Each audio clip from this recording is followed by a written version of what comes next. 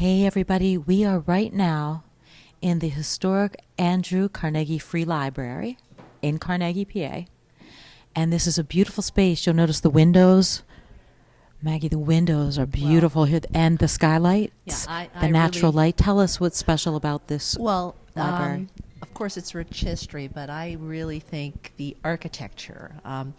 If you closed your eyes and pictured library, chances are we are what you would picture.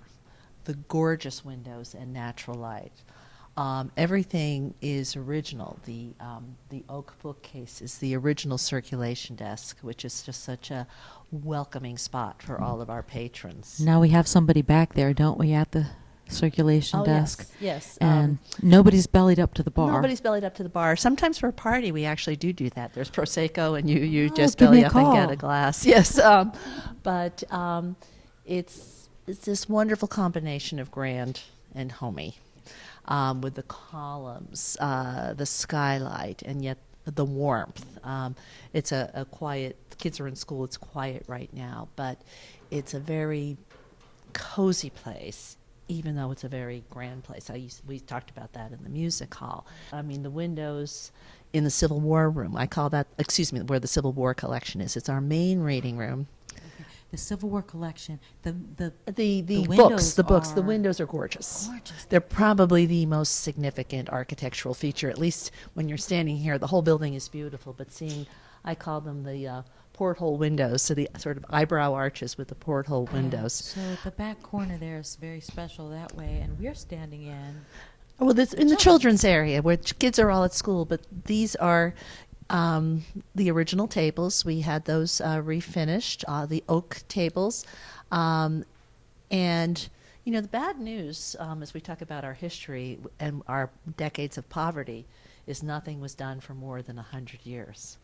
The good news is that nothing was done for more than 100 years. There was no insensitive, unsightly redos.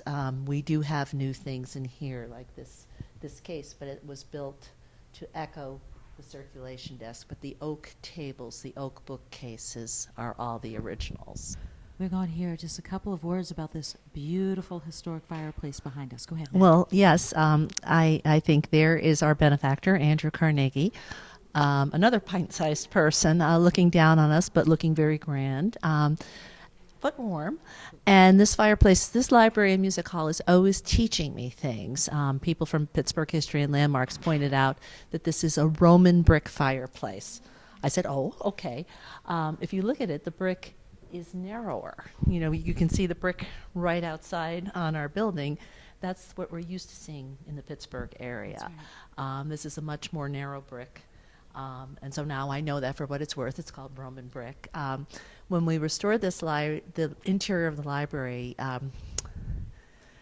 it was less than 5 years ago. We were holding up crumbling plaster with painted over duct tape. I'm so proud of, because this really was a restoration. But this seating area back here by the fireplace is something that I've always pictured. And the chairs actually came from an Amish outlet in Smithtown, Ohio. And I tell you, I got a bargain. They're just beautiful, but they look like they've been here for 119 years. And we were just very, very conscious of that. But the fireplace sort of draws you in. It's a focal point as you enter. And oftentimes you'll see people just sitting, reading. Occasionally you'll see them napping in our comfortable chairs. But it's a cozy place. It's a wonderfully welcoming thing. But our library is this very serendipitous combination of grand with columns and skylight and homey. And homey wins out. Homey is what a library should be, inviting people of all ages in.